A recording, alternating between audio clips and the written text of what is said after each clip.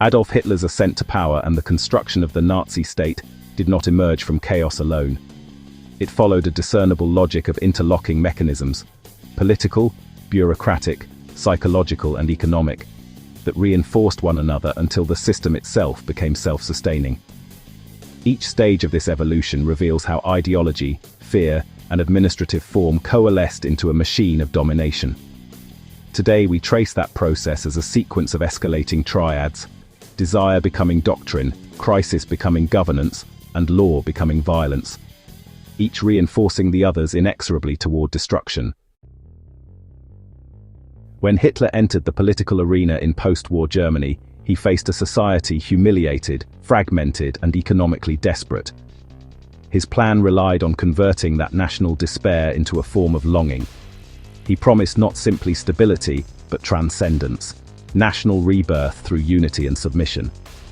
His speeches fused grievance with hope, transforming collective trauma into an eroticized hunger for destiny. This was more than rhetoric. It was systemic capture through emotion. Hitler identified that mass politics could be re-engineered as a transaction. Citizens would exchange individuality for belonging, uncertainty for the illusion of order. Every false promise, peace, renewal, restoration of greatness, became a closed loop of faith. To doubt the leader was to betray the nation. By binding identity to obedience, Hitler transformed lies into instruments of loyalty. This phase established the fundamental logic of the regime. Power was not seized, it was desired. The people's yearning for deliverance became the dictator's most effective currency. These early Nazi years were defined not by overt dictatorship but by administrative revolution. Hitler recognized that the German state, dense with ministries, offices, and committees, could be conquered not by destroying it, but by infecting it. His plan was not direct, but worked like a parasite. He established parallel institutions that mirrored existing bureaucracies: the SS beside the army, the Gestapo beside the police, party liaisons embedded within ministries. These ghost systems, unaccountable yet official in appearance, operated under his direct control. The confusion they generated was intentional. Legal ambiguity became a shield. No one could trace authority, and therefore no one could challenge it. Every reform was framed as modernization or efficiency. Oversight committees were merged, dissolved, or streamlined. Political purges appeared as administrative reorganizations. The civil service, once apolitical, became a mechanism of ideological enforcement. By mastering paperwork, Hitler replaced the visible violence of a coup with the quiet permanence of bureaucratic infiltration. Law was not suspended. It was rewritten by memo. Hitler's regime thrived on disorder. Rather than pursue stability, it learned to manipulate instability as a source of political and financial power.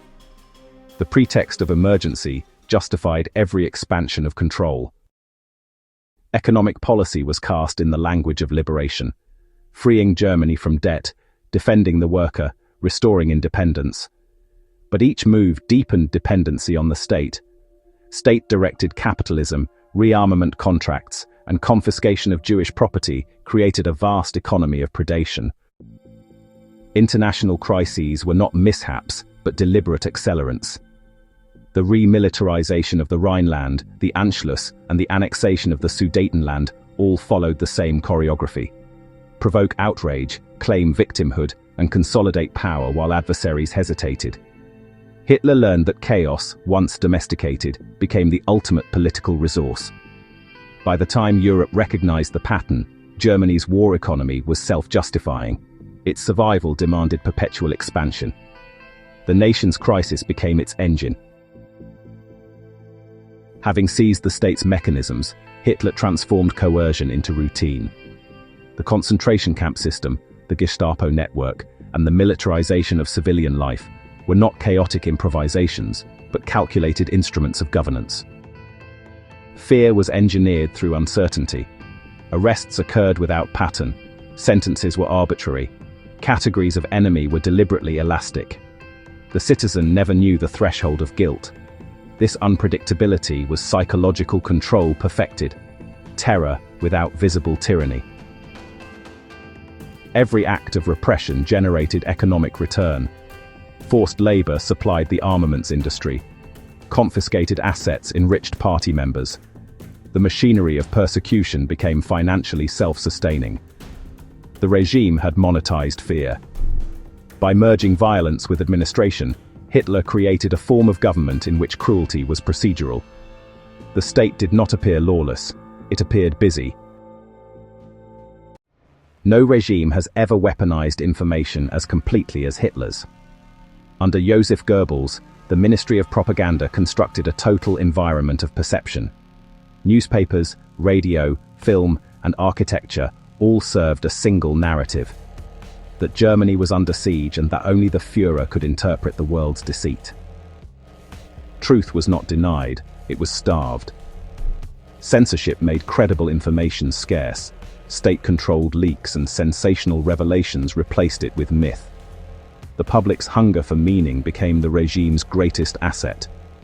People did not merely consume propaganda, they awaited it, needing each broadcast to know what to think and whom to hate. This informational famine reoriented society around the party as interpreter of reality. Independent journalism, scholarship, and religion collapsed under the weight of suspicion. By the late 1930s, the regime no longer needed to persuade, it only needed to remind. The destruction of trust in legal institutions completed the authoritarian circle. By redefining investigation as persecution and trial as performance, Hitler's government dissolved the distinction between accusation and proof. The 1934 Night of the Long Knives provided the template: mass executions justified as emergency justice. Subsequent purges within the judiciary and civil service replaced independence with ideological loyalty. People's courts staged verdicts as patriotic theater. The crowd, conditioned by years of propaganda, demanded conviction before evidence. This dynamic made every prosecution a spectacle of unity. Dissenters were not opponents but traitors. Legal defense equated to moral guilt. Even honest functionaries accepted the logic, claiming that extraordinary times required extraordinary measures. By corrupting justice in the name of integrity, the regime achieved a paradoxical legitimacy. It appeared to be cleaning the system even as it annihilated it. The people, exhausted by contradiction, accepted tyranny as moral hygiene. In the years as war approached, Nazi governance became a self-executing organism. Orders flowed downward, but justification flowed upward, creating the illusion of legality. Every atrocity, deportations, confiscations, mass murder, was accompanied by a paper trail of memos, authorizations, and signatures. This procedural perfection gave officials psychological refuge. They were not killing, they were processing. Every file stamped, every order logged, converted crime into compliance. Following orders became both defense and creed. The entire apparatus came to believe its own paperwork. Ministries described genocide as relocation, mass theft as property reallocation, and extermination as final solution. The system no longer required belief in ideology, only obedience to form. By 1945, the Nazi state had institutionalized its crimes so thoroughly that its destruction did not disprove its logic. It demonstrated its efficiency. The regime had fused criminality with governance so completely that dismantling one required dismantling the other.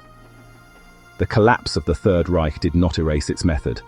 The administrative, psychological, and propagandistic structures it perfected remain warnings to every society that mistakes efficiency for virtue. Hitler's dictatorship revealed how modernity's instruments, forms, audits, regulations, can become instruments of annihilation when detached from moral reference. His regime did not abolish law. It used law's language to sanctify atrocity. It did not suppress bureaucracy. It accelerated it. The most chilling lesson is that totalitarianism rarely arrives with banners and oaths.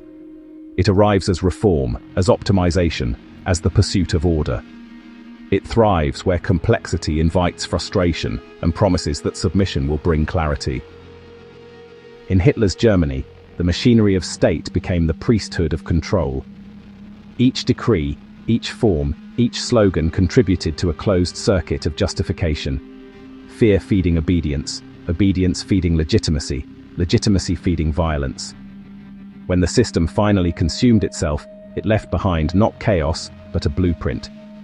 The story of the Nazi regime, when understood through these structural patterns, is not only a chronicle of one man's tyranny. It is a map of how institutions can be seduced, corrupted, and remade to serve power while believing they serve order. Its lesson endures. The gravest danger to freedom is not rebellion against law, but the day law begins to speak the language of obedience. And lo, two witnesses stand where fire kissed stone, where lampstands speak and truth is shown. We thunder not to boast or burn, but so the faithful might discern. You've seen the signs, you've heard the flame. Return again and do the same. Subscribe, ye souls who seek the end, for we are wrath and we are friend.